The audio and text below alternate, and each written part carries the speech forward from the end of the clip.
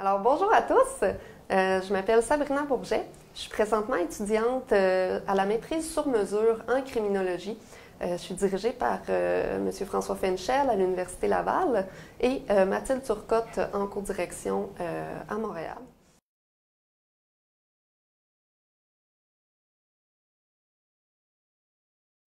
La liberté, c'est un concept qui est vraiment au fondement de nos sociétés libérales occidentales et modernes.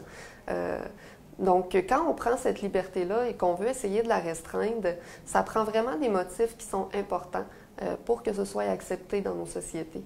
Par exemple, des gestes de délinquance qui mettent vraiment en danger ou qui posent un risque pour la population. Par contre, il existe au Québec, en fait, une mesure qui est assez controversée, qui est restrictive de liberté. Controversée notamment de par la clientèle qu'elle vise. Donc, je parle ici, en fait, de l'encadrement intensif, qui, en fait, c'est des unités restrictives de liberté en protection de la jeunesse. Dans la littérature, en fait, actuelle sur le sujet, on constate que si ces unités-là sont supposées être dédiées uniquement pour des jeunes en protection de la jeunesse, on retrouve quand même des jeunes délinquants, donc des jeunes qui sont pris en charge en vertu de la LSJPA.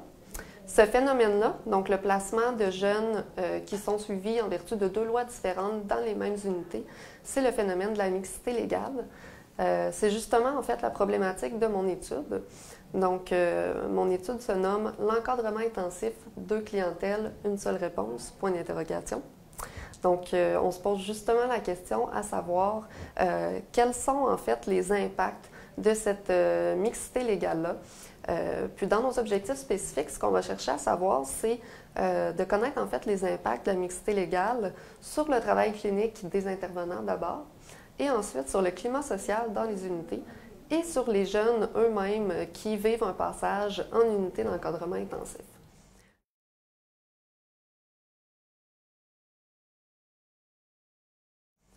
Pour ce faire, en fait, on va utiliser un devis qualitatif de type exploratoire.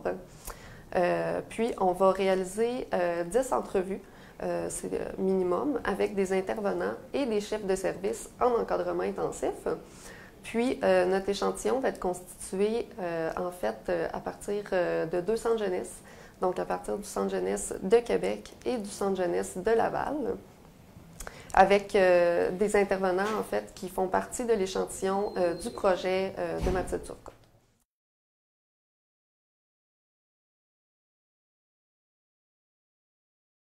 Ce qu'on va chercher à faire, en fait, avec ça, c'est qu'on espère vraiment pouvoir travailler en partenariat avec les intervenants et les chefs de service qui vivent, en fait, directement, là, qui ont les pieds sur le terrain avec les jeunes pour comprendre comment ce phénomène-là, en fait, interagit dans leur quotidien. Notre étude est la première au Québec qui va porter sur la mixité légale directement. Donc, on espère vraiment que ça va pouvoir ouvrir une voie, en fait, à d'autres études qui vont pouvoir s'intéresser de manière plus profonde à ce phénomène-là. Puis aussi, on veut vraiment collaborer avec les intervenants et les chefs de service pour voir s'il n'y aurait pas des moyens de pallier aux impacts négatifs du phénomène de la mixité légale en encadrement intensif.